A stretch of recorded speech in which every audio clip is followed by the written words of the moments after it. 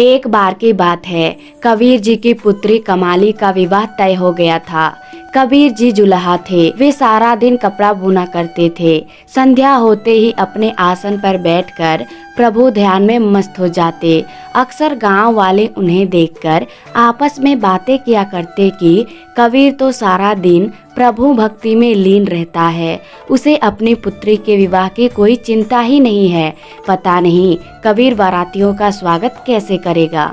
उसने तो अभी तक दान दहेज का बंदोबस्त भी नहीं किया है। दूसरी तरफ लड़के वाले के कानों में यह भी खबर पहुंचा दी गई कि कबीर ने विवाह की तैयारी अभी तक शुरू ही नहीं की है, जबकि विवाह होने में कुल 3 दिन ही शेष बच गए थे। कबीर जी की माता को जब यह पता चला कि उनके पुत्र के बारे में लोग तरह तरह की बातें कर रहे हैं, तो वह रोते रोते कबीर के पास आई और बोली, बेटा तुम सारा दिन राम राम करते रहते हो। अगर तुम इतना समय अपने कामों में लगाते तो इतना धन कमा सकते थे कि जिससे अपनी बेटी का विवाह कर सके। कबीर जी ने कहा, माँ मैं सारा दिन काम ही तो करता हूँ और जो कुछ समय मिलता है मैं प्रभु भक्ति में लगा देता हूँ। तब माँ ने कहा, बेटा तू सिर्फ काम में मन लगाया कर ताकि विवाह के लिए कुछ पैसे का इंतजाम हो सके। कबीर जी ने कहा, हर वक्त काम काज करता रहता हूँ और निरंकार को भूल जाऊँ, यह मुझसे नहीं हो पाएगा। मैं जिस प्रभु की याद में जुड़ा हुआ हूँ, जिसका स्मरण करता हूँ, क्या उसे मेरे बच्चों की चिंता नहीं है। तब माता बोली, बेटा जब भी मैं तुम्हें काम में ज्यादा ध्यान लगाने को कहती हूँ, तुम हमेशा यही कहते हो, मेरा प्रभु सारा काम करेगा। भला ऐसा होता है क्या कि प्रभु खुद किसी के घर काम करते हो। तब माता ने अपने बात पर जोर देकर कहा कि बेटी के विवाह को केवल 3 दिन शेष रह गए हैं, ना घर में पैसा है और ना ही बच्चों के पास अच्छे कपड़े। अब बता तेरा भगवान क्या कर लेगा। उसी समय माता अपने कमरे से एक खद्दर का थान ले आई और बोली, यह थान मैंने तेरे लिए छुपा कर रखा हुआ था, नहीं तो तूने किसी साधु या संत को सारा थान दे देता। इसीलिए अब तुम थान लेकर बाजार जाओ और इसे बेच आओ और उससे जो कुछ पैसे मिलेंगे अपने बच्चों के लिए और अपने लिए नए कपड़े सिलवा लेना।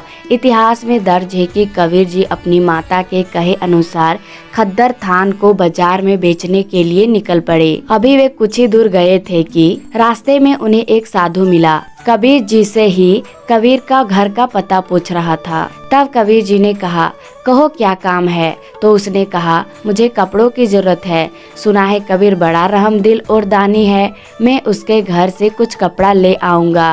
कबीर जी ने सोचा, अगर यह साधु मेरे घर गया तो कहीं मेरी माता कुछ अपशब्द ना बोल दे। सो उन्होंने अपने थान में से कुछ कपड़ा निकालकर साधु को दे दिया। तब वह साधु कहने लगा, इतने से कपड़े से मेरा क्या बनेगा, मुझे तो तुम कबीर जी का घर बता दो, क्योंकि मुझे ज्यादा कपड़ा चाहिए। कबीर जी ने पूछा, आपको कितना कपड़ा चाहिए। तब साधु ने उत्तर दिया, सारा थान ही काफी होगा। कबीर जी ने एक पल भी सोचा नहीं और सारा थान उस साधु के हाथों में थमा दी। उन्होंने साधु को सारा थान तो दे दिया, पर रास्ते में सोचने लगे कि अब घर जाकर माता को क्या जवाब दूंगा, मेरे पास तो 1 भी रुपया नहीं है। कबीर जी ने तब विचार बनाया कि वे घर ही नहीं जाएंगे।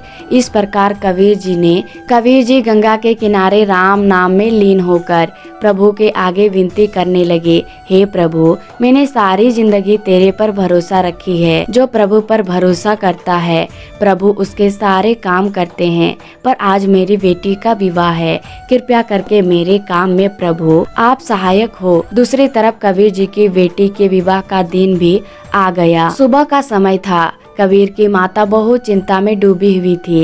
एक तरफ सगे संबंधियों का आना शुरू हो गया था, दूसरी तरफ माता अपने पुत्र का इंतजार कर रही थी। इतने में उसे आवाज सुनाई दी, माँ दरवाजा खोलो। खुशी से दौड़ती हुई माँ जब बाहर आई तो देखा कि उनका पुत्र कबीर बैलगाड़ी पर विवाह के लिए ढेर सारे सामान लाद कर खड़ा था। माँ हैरान होकर पूछने लगी, बेटा यह सारा सामान कहाँ से आए। कबीर जी ने कहा, माँ, तूने जो खद्दर का थान मुझे दिया था वह मैंने एक रईस व्यक्ति को बहुत महंगे दाम में बेच दिया और उन पैसों से बच्चों के लिए बहुत बढ़िया कपड़े खरीद कर लाया हूँ और अपने लिए भी नई पोशाक लाया हूँ। तब माता हैरान होकर सोचने लगी, मेरे कबीर के पास बादशाहों वाले कपड़े जरूर किसी से कर्जा लिया होगा। उन्होंने कबीर से पूछा कि हमने सारी जिंदगी खद्दर ही तो बेचा है, आज तक इतने पैसे नहीं कमाए, सिर्फ एक थान बेचने से तूने इतने सारे पैसे कैसे कमा लिए? इस पर कबीर जी बोले, माँ, तू शक ना कर, तूने जो प्यार से खद्दर बुना था वह बहुत महंगे दाम पर बिका है, यकीन कर। इतना कहकर कबीर जी ने सारा सामान अपने घर में रख दिया। कहते हैं कि कुछ समय बाद जैसे ही बारात आई तो बड़े शाही ढंग से उनका स्वागत किया गया। उन्हें किसी भी वस्तु की कमी न हुई। पूरा गांव विवाह के अवसर पर कबीर के घर पहुंच गया, पर कुछ तो ऐसे लोग भी थे जो सिर्फ कबीर जी की इज्जत उछलते हुए देखना चाहते थे। लेकिन जब सगे संबंधियों और गांव वालों ने शाही शादी देखी तो वे बड़े हैरान हो गए। आपस में बातें करने लगे, आज तक हमने कभी ऐसी शादी नहीं देखी। इतना दान दहेज, ढेरों पकवान, कबीर जी ने तो कमाल ही कर दिया। इस तरह सभी लोग में उनकी प्रशंसा होने लगी। विवाह के समय जब बारातियों को भोजन परोसा जा रहा था तो उनके जूठे बर्तन खुद कबीर जी अपने हाथों से उठाकर एक स्थान से दूसरे स्थान पर रखते जा रहे थे। कबीर जी को ऐसा करते देखकर उनकी माता ने उनकी बाह पकड़कर कहा, तुम बेटी के पिता हो, सभी बाराती तुम्हें देख रहे हैं, इसीलिए यह काम करना छोड़ दो। पर कबीर जी ने कहा, माँ, आज मेरा मन चाहता है कि मैं कुछ सेवा करूं। तब माँ ने कहा, बेटा, आज तो मुझे बहुत बदला बदला नजर आ रहा है। और शाम होने पर कबीर जी ने अपने पुत्री की विदाई भी की। इस तरह सारे काम से फारिग होकर वे अपने आसन पर जा बैठ कहते हैं। तब माता ने आकर पूछा, बेटा, मुझे सच सच बता, इतना सारा खर्चा आखिर तुमने किया कैसे? इतनी महंगी पोशाकें, इतना बढ़िया भोजन, इतना शानदार बंदोबस्त देखकर पड़ोसी और सगे संबंधी सब हैरान हैं कि इतना शाही इंतजाम आखिर कबीर ने कैसे किया।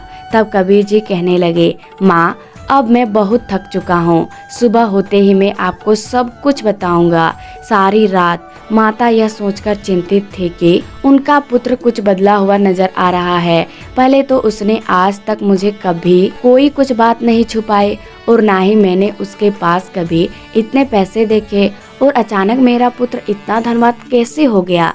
इस तरह की सोचते सोचते जब दिन निकला तो माता कबीर ने कमरे से फिर से आई और अपने पुत्र को कहा और अपने पुत्र को वहां ना पाकर ढूंढने लगी, पर कबीर जी का कोई अता पता न था।